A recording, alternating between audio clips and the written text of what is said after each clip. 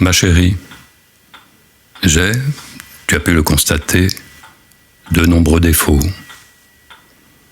Parmi ceux-ci, j'ai l'obstination des feuilles mortes qui restent attachées aux arbres jusqu'au nouveau printemps, attendant que les nouvelles prennent leur place. Tu es la feuille nouvelle. Il y avait, dans le lieu le plus mystérieux de la Grèce, l'antre de Trophonios en Béotie, où ceux qui y descendaient trouvaient la connaissance des choses futures. À cet endroit, deux sources d'eau vive, proches l'une de l'autre.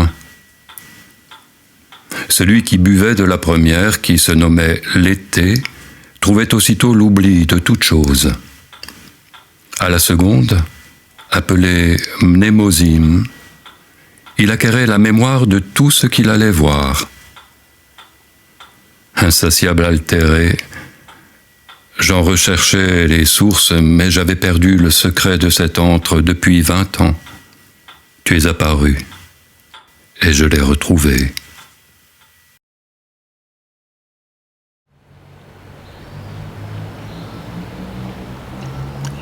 Je suis tranquille dans une toute petite chambre que je partage avec le poète Zitia.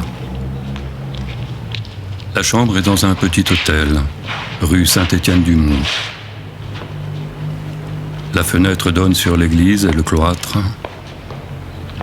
Les cloches sonnent. Une chandelle brûle sur la table. De l'encens brûle dans la flamme. Nous avons acheté un peu d'encens pour parfumer ce banal local.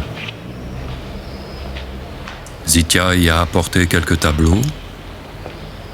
Moi, la série des femmes grosses de Holbein, au-dessus de la table. La chambre est très paisible.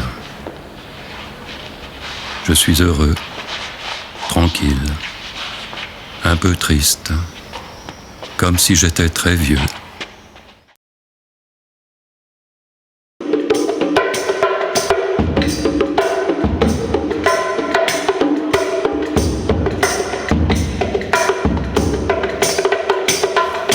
La fragilité est ici celle d'un doute existentiel qui saisit l'artiste au fur et à mesure qu'il avance dans sa vie et dans son œuvre. Ce doute est difficile, douloureux même, parce que l'artiste ne sait jamais si ce qu'il veut dire est un témoignage véridique sur le monde tel qu'il a changé, ou le simple reflet égotiste de sa nostalgie ou de son désir.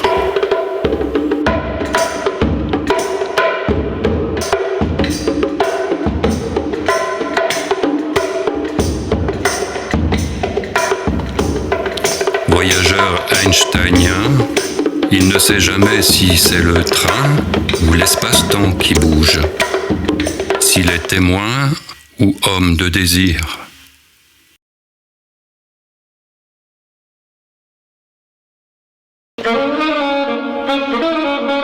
La philosophie me semble être un art de création, autant que la peinture et la musique. Elle crée des concepts. Ce ne sont pas des généralités, ni même des vérités. C'est plutôt de l'ordre du singulier, de l'important, du nouveau. Les concepts sont inséparables des affects, c'est-à-dire des effets puissants qu'ils ont sur notre vie, et des percepts, c'est-à-dire de nouvelles manières de voir ou de percevoir qu'ils nous inspirent.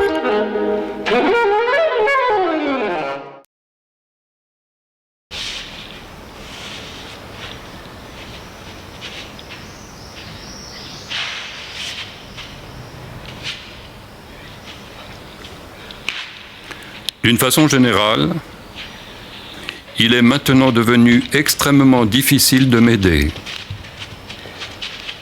Je considère de plus en plus comme invraisemblable de rencontrer des hommes qui en soient capables.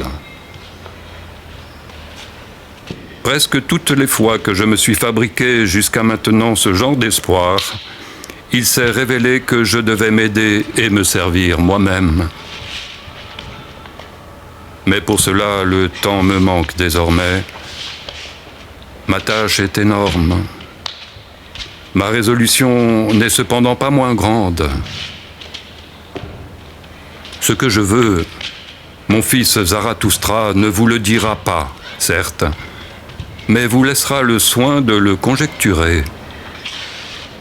Peut-être est-ce à deviner.